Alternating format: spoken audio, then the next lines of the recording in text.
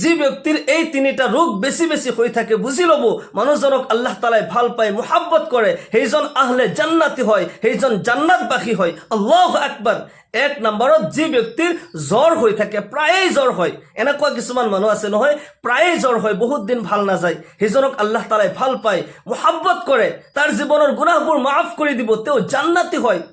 ইমাম বুখারী রহমাতুল্লাহ আলাইহির কিতাব আল আদাবুল মুফরাদ হাদিস নাম্বার 495 হযরতে আবু হুরায়রা রাদিয়াল্লাহু তাআলা আনহুর পৰা বৰ্ণিত আল্লাহৰ ৰাসূল জনাবে মুহাম্মদুৰ ৰাসূলুল্লাহ সাল্লাল্লাহু আলাইহি সাল্লাম এদিন এখন এজন দিহাতিক প্ৰশ্ন কৰিছিল এজন দিহাতি মানে গাঁৱলীয়া তেওঁ প্ৰশ্ন কৰিলে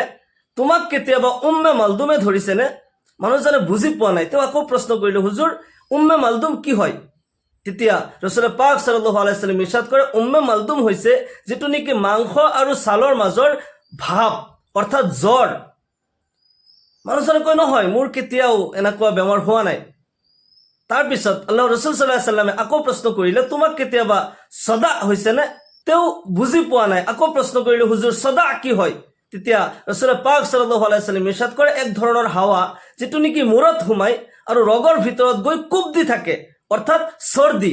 মানুষজনে কয় নহয় মোৰ এনেকুৱা কোনোদিন এনেকুৱা বেমাৰ মোৰ হোৱা নাই মানুহজন যেতিয়া গুচি গ'ল ৰাবিয়ে কয় মানুহজন যেতিয়া উঠি গ'ল আল্লাহৰ ৰাসূল সাল্লাল্লাহু আলাইহি সাল্লাম ইৰশাদ কৰিলে যদি কোনোবাই কোনো জাহান্নামী ব্যক্তিক দেখিব বিচাৰিছে দেখাৰ ইচ্ছা কৰে এইজন ব্যক্তিক চাই লওক এই হাদিসৰ মাজত দুটা ৰোগৰ কথা আহিছে এটা হৈছে জ্বৰ আৰু এটা হৈছে সৰ্দি হাফিজ ইবনে ৰজব হাম্বলী ৰহমাতুল্লাহ আলাইহি হাম্বলী মজহাবৰ বহুত ডাঙৰ এজন ইমাম হাফিজ ইবনে ৰজব তেওঁ লিখিছে এই হাদিসৰ পৰা ইস্তেদলাল কৰিছে যিদৰে সেই দিহাতিজনৰ জ্বৰ আৰু সৰ্দি নোহোৱাৰ কাৰণে আল্লাহৰ ৰাসূল সাল্লাল্লাহু আলাইহি সাল্লামে জাহান্নামী হোৱা বুলি জাহান্নামীৰ আলামত বুলি কৈছে ঠিক তেনেদৰে যাৰ নেকি জ্বৰ আৰু সৰ্দি বেছি বেছি হৈ থাকে সেইজন জান্নাতি হোৱাৰ আলামত হয় তেওঁ লিখিছে সদাউৰ ৰাস মিন আলামাতি আহলিল ঈমান ওয়া আহলিল জান্নাহ যিসকলৰ জ্বৰ আৰু সৰ্দি বেছি বেছি হৈ থাকে তেওঁলোক আহলে ঈমান হয় আৰু আহলে জান্নাতি হয় আল্লাহু আকবাৰ জ্বৰ যদি বেছি বেছি হৈ থাকে আল্লাহৰ শুকৰিয়া আদায় কৰিব এয়া গুনাহৰ কাফাৰা হয়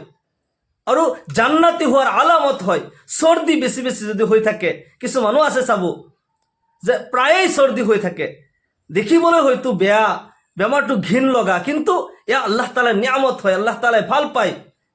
এই বেমাৰ গুনাহৰ কাৰণে কাফাৰা হয় ইয়া জান্নাতি হোৱাৰ আলামত হয় বেমাৰ আজাৰ হলে অধৈৰ্য হ'ব নালাগে আল্লাহৰ শুকৰিয়া আদায় কৰিব লাগে আল্লাহ তাআলাই বেমাৰ দিছে আল্লাহ শিফা দিব আল্লাহৰ পৰা শিফা বিচাৰিব লাগে দোয়া কৰিব লাগে যদি জ্বৰ বেছি বেছি হৈ থাকে আল্লাহৰ শুকৰিয়া আদায় কৰিব সৰ্দি বেছি বেছি হৈ থাকিলে আল্লাহৰ শুকৰিয়া আদায় কৰিব আল্লাহ তাআলাই আপোনাক ভাল পায় মুহাব্বত কৰে আপোনাক সেই কাৰণে এই বেমাৰ দিছে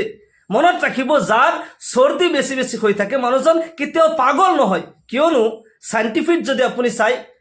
সৰ্দিৰ জৰিয়তে মূৰৰ পৰা যিবোৰ বীজাণু যিবোৰ বিষ আছে সৰ্দিৰ জৰিয়তে এইবোৰ বিষ আৰু বীজাণু ওলাই যায় মানুহজন সুস্থ হয় এই বেমাৰ আল্লাহৰ নিয়ামত হয় বহুত ডাঙৰ নিয়ামত আপোনাৰ যদি সৰ্দি বেছি বেছি লাগি থাকে আপুনি আল্লাহৰ নেক বান্দা হয় আপুনি জান্নাতি হয়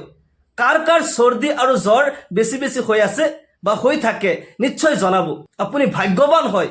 তৃতীয় নম্বৰত যাৰ নেকি চকু ৰোগ হয় কিছু মানুহ আছে চকু প্ৰায়ে চকু উঠে চকু মামা বুলিও কয় বা চকু জ্বলা পোৰা কৰে চকুৰ পৰা পানী পৰে ৰঙা পৰি যায় চকুৰ যিকোনো ৰোগ হলে আপুনি খুব ভাগ্যৱান হয় আপুনি জান্নাতি হয় হাদিস শরীফত আহিছে ইমাম বুখারী রহমাতুল্লাহ আলাইহির কিতাব আল আদাবুল মুফরাদ হাদিস নাম্বার 534 হযরত যায়েদ বিন আকরাম রাদিয়াল্লাহু তাআলা আনহুর পৰা বৰ্ণিত তেখেতে কয় মোৰ যেতিয়া চকু ৰোগ হৈছিল আল্লাহৰ ৰাসূল সাল্লাল্লাহু আলাইহি সাল্লাম মোক খবৰ লবলৈ আহিছিল নবী সাল্লাল্লাহু আলাইহি সাল্লামৰ আদত আছিল অভ্যাস আছিল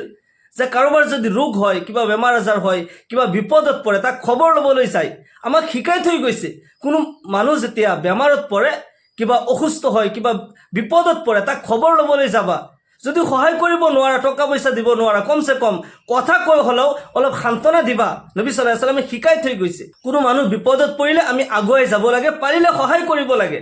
যদি নোৱাৰো কমসে কম দিহা পৰামৰ্শ হলেও দিব লাগে বেমাৰত পৰিছে চিকিৎসা কৰি দিব নোৱাৰিলেও পইচা দিব নোৱাৰিলেও কমসে কম মানুহজনৰ খা খবৰ লও কমসে কম কথা কৈ এটা শান্তনা দিও নবী সাল্লাল্লাহু আলাইহি সাল্লামে আমাক শিকাই থৈ গৈছে কোনো বেমাৰীক যেতিয়া আপুনি লগ কৰিবলৈ যায় এটা দোয়া আল্লাহ নবী সাল্লাল্লাহু আলাইহি সাল্লামে পঢ়িছিল এই দোয়াটি পঢ়িব আল্লাহ তাআলাই সেই বেমাৰ আপোনাক কেতিয়াও নিদিয়ে আল্লাহ তাআলাই আপোনাক সদায় সেই বেমাৰৰ পৰা বচাই ৰাখিব এই দোয়াটি মই আগত কৈ দিছো,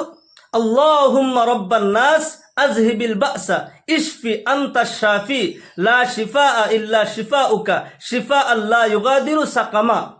আল্লাহুম্মা রাব্বান নাস আযহিবিল বাসা ইশফি আনতা শাফি লা শিফাআ ইল্লা শিফাউকা শিফাআন লা ইউগাদিরু সাকামা। এই দোয়াটি কোনো বেমাৰীক যেতিয়া লগ কৰিবলৈ যায় এই দোয়াটি পঢ়িব। নিজৰ পৰিয়ালৰ কোনোবা হোক বা ৰিষ্টেদাৰ কোনোবা হোক, চুবুৰীয়া কোনোবা হোক, যাৰেই বেমাৰৰ খবৰ ল'বলৈ যায় এই দোয়াটি পঢ়িব। সেইজনক আল্লাহ তালাই যেন শিফা দান কৰে আৰু সেই বেমাৰ আল্লাহ তালাই আপোনাক নিদিয়ে। আল্লাহৰ নবী সাল্লাল্লাহু আলাইহি ওয়াসাল্লাম হযৰত যায়েদ বিন আকৰাম ৰাদিয়াল্লাহু তাআলা আনহুক যেতিয়া চাবলৈ গ'ল, বেমাৰৰ খবৰ ল'বলৈ গ'ল, দেখা পালে তেওঁৰ চকুৰ বেমাৰ হৈছে। তেতিয়া নবী পাক সাল্লাল্লাহু আলাইহি ওয়াসাল্লামে হযৰত যায়েদ বিন আকৰাম ৰাদিয়াল্লাহু তাআলা আনহুক প্ৰশ্ন কৰিলে, তোমাৰ যে এনেকুৱা চকুৰ ৰোগ হৈ আছে, যদি এনেকুৱা এই ৰোগ অব্যাহত থাকে, এই ৰোগ যদি হৈয়ে থাকে তোমাৰ, তেতিয়া তুমি কি কৰিবা? হযৰত যায়েদ বিন আকৰাম ৰাদিয়াল্লাহু তাআলা আনহু কয়, ইয়া ৰাসূলুল্লাহ, এই বেমাৰ যদি মোৰ অব্যাহত থাকে মই ধৈৰ্য ধৰিম আৰু সওয়াবৰ প্ৰত্যাশা কৰিম, আল্লাহ তাআলা নিশ্চয় ইয়াৰ কাৰণে মোক সওয়াব দিব। আল্লাহর রসুল জনাবে মুহাম্মদুর রাসূলুল্লাহ সাল্লাল্লাহু আলাইহি ওয়াসাল্লাম ইরশাদ করে, তোমার যদি এই রোগ অব্যাহত থাকে আৰু যদি তুমি এই অৱস্থাত ধৈৰ্য ধৰা, অধৈৰ্য যদি নোহোৱা আৰু সওয়াবৰ প্ৰত্যাশা কৰা, নিশ্চয় আল্লাহ তাআলাই তোমাৰ জীৱনৰ গুনাহবোৰ মাফ কৰি দিব, তোমাক ইয়াৰ প্ৰতিদান দিব, তুমি জান্নাতে হয় আল্লাহ তাআলাই তোমাক জান্নাতত প্ৰৱেশ কৰাব। আল্লাহু আকবাৰ। গতিকে এই তিনিটা ৰোগ যদি কাৰোবাৰ বেছি বেছি হৈ থাকে, চকু উঠা, চকুৰ যিকোনো বেমাৰ, সৰ্দি, জ্বৰ যদি বেছি বেছি হৈ থাকে, বুজি ল'ব সেইজন ব্যক্তিক আল্লাহ তাআলাই ভাল পায়, মুহাব্বত কৰে, সেইকাৰণে এই বেমাৰ বেছি বেছি হৈ থাকে। ইয়াৰ মতলব এইটো নহয় যে যদি কোনো ব্যক্তিৰ এই বেমাৰ কেতিয়াও নহয়, সৰ্দি জ্বৰ কোনোদিন হোৱা নাই বা কোনোদিন চকুৰ বেমাৰ হোৱা নাই, সেইকাৰণে সেইজন ব্যক্তি জাহান্নামী হ'ব, নহয়। আল্লাহৰ ৰাসূল সাল্লাল্লাহু আলাইহি ওয়াসাল্লামে যে জাহান্নামী হোৱাৰ যিজন ব্যক্তিক কৈছিল তাৰ সৰ্দি আৰু জ্বৰ হোৱা নাই, তাক জাহান্নামী বুলি কৈছিল, সেইজন ব্যক্তিক খাস কৰি কৈছিল। কোনো মুমিনৰ যদি জীৱনত কেতিয়াও এই তিনিটা ৰোগ নহয়, সেইকাৰণে যে তেওঁ জাহান্নামী হ'ব, এই হাদিছৰ পৰা এই কথা বুজোৱা হোৱা নাই। সেইজন ব্যক্তিক খাস কৰি জাহান্নামী বুলি কৈছিল, কিন্তু